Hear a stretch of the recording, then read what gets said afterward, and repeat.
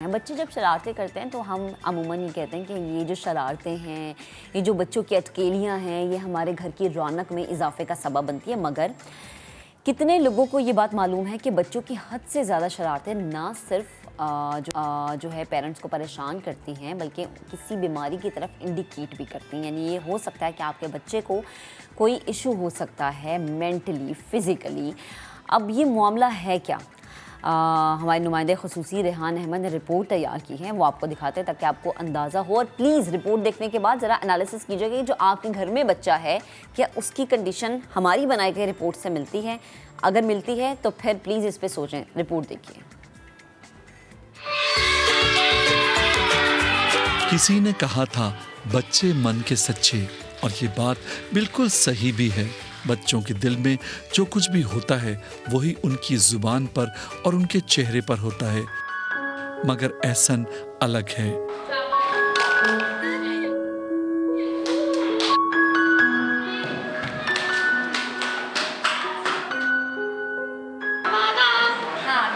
उसकी उम्र अभी सिर्फ 10 साल है, मगर उसे लगता है कि लोग उसे समझ नहीं पाते, इसलिए इसमें चिड़चिड़ापन और जिद नजर आती है।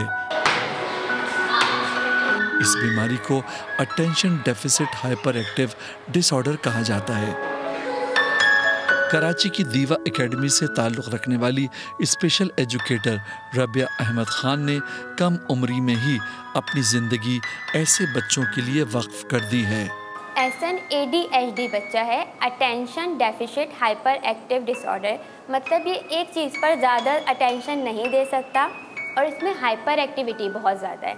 मतलब हाइपर एक्टिविटी इस सेंस में कि अगर इसके ख़िलाफ़ कोई काम हो रहा है तब ये हाइपर हो जाएंगे, कोई नया बंदा आ रहा है उसे देखकर हाइपर हो जाएंगे, कोई अनयूजुअल चीज़ हो रही है जिससे ये बिल्कुल भी यूज़ टू नहीं है उसे देखकर ये हाइपर हो जाएंगे।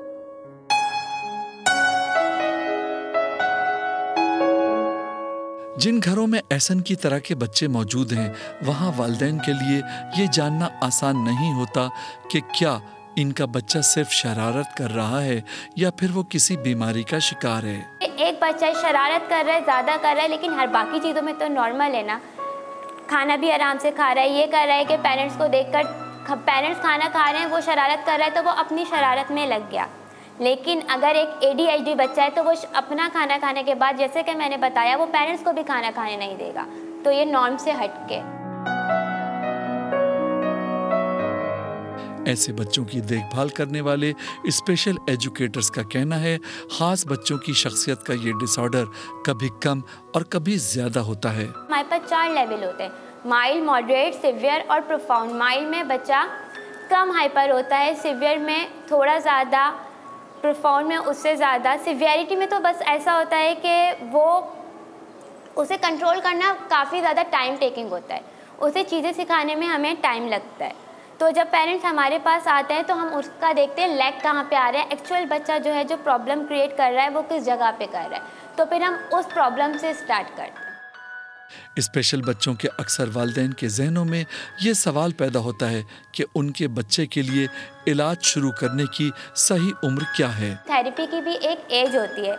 लाइक अगर 11 इयर्स का बच्चा ही हमारे पास आ रहा है, हमने बोला हुआ है कि 11 इयर्स का बच्चा जो है काबिल हो जाता है, तो ज़रूरी नहीं है कि वो 11 इयर्स का होकर ही हमारे पास है। थेरेपी अगर 3 to 4 ईयर में स्टार्ट करवाई जाए तो बच्चे में रिजल्ट 8 या 9 इयर्स तक भी बहुत अच्छा सामने आ जाता है कि वो नॉर्मल स्कूल में पढ़ने के भी काबिल आराम से हो जाता है।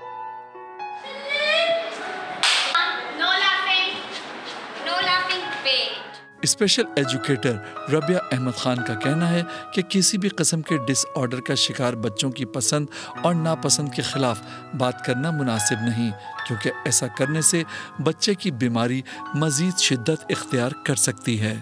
अगर हम बोलेंगे इसका तो गुस्सा ऐसी है, ये तो ऐसे ही करेगा, हमें ये नहीं करना, हमें लेबल नहीं करना, लोगों को हमें अवेयर करना है कि बच्चे को पॉइंट आउट नहीं कर रहे हैं, बच्चा जो कर रहा है इट्स ओके, हमें नहीं का वर्ड यूज़ नहीं करता। जैसे अभी हमारे पास जो बच्चा था, ठीक है वो एक चीज़ नहीं करने वाला, हम ये नहीं कहेंगे नहीं ये मत करो, तुम ये गलत कर रहे हो।